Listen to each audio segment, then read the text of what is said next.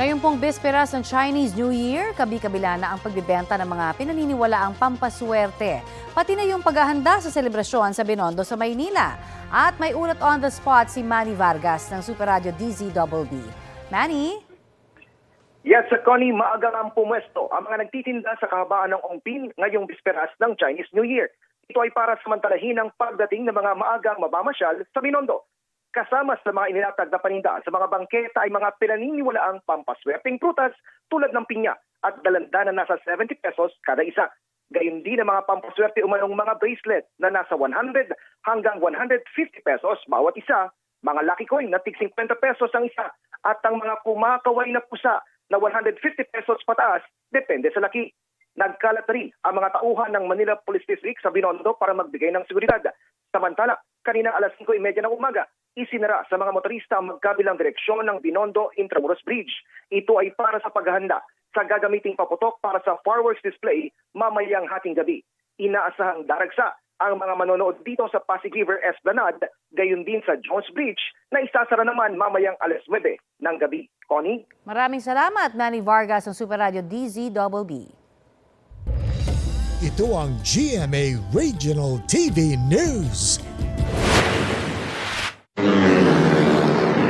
Kuha sa viral video ang pagharurot ng tatlong motorcycle rider na yan sa umano'y illegal drug racing sa Carmen, Davao del Norte. Sugatan ang isang rider habang nakahandusay sa kalsada ang isa pa.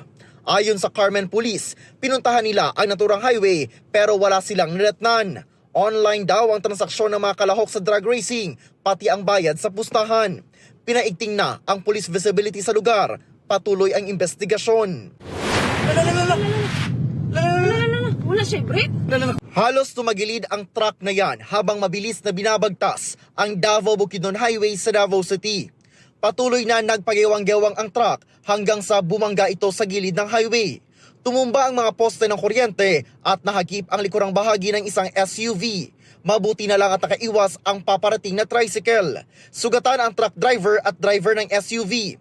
Hindi na humarap sa kamera ang truck driver, pero paliwanag niya, biglang nawala ng preno ang truck at hindi na niya nakontrol. May kasunduan na rin daw ang may-ari ng truck at ang mga motoristang nadamay sa insidente. Wala silang pahayag. Duguan at nakahiga sa highway ang isang lalaking pulis matapos madisgrasya sa Santa Cruz, Davao del Sur. Batay sa investigasyon ng pulisya, papuntang Digos City ang biktima sakay ng kanyang motorsiklo nang biglang nag-U-turn ang isang 6-wheeler truck. Isinugod pa siya sa ospital pero idiniklara ring dead on arrival. Nasa kustodiya na ng pulisya ang truck driver na walang pahayag. Orgil Relator ng GMA Regional TV, nagbabalita para sa GMA Integrated News. Dalawang lalaki ang patay matapos pagbabarili ng riding in tandem sa Sharif Aguac, Maguindanao del Sur. Batay sa investigasyon, pinaulanan ng bala ng mga sospek ang Barangay Peace Action Team at ilang sibilyan sa Barangay Labu-Labu. Bukod sa dalawang nasawi, 3 iba pa ang sugatan.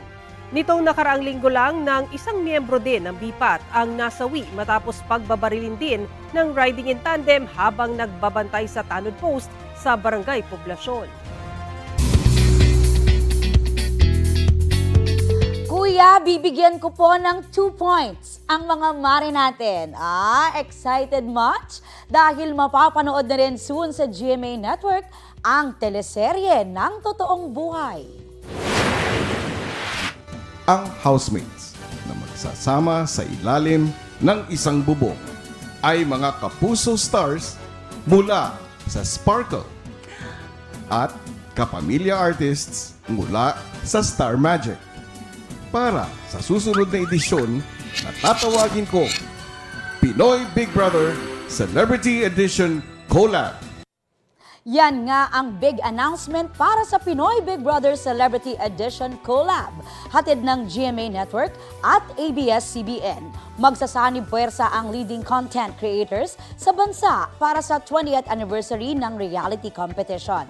Mga kapuso at kapamilya stars ang sasabak sa pagpapakatotoo at mga hamon ni Kuya. Mamaya na ang contract signing niyan sa loob mismo ng bahay ni Big Brother.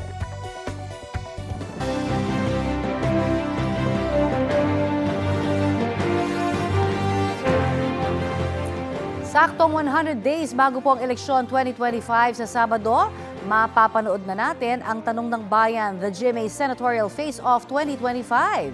Iginatising po ang ilang senatorial aspirants sa ilang mahahalagang issue sa Pilipinas. Haharap din sila sa ilang tanong ng taong bayan para patunayang deserving sila sa 12 senatorial positions na pupunan.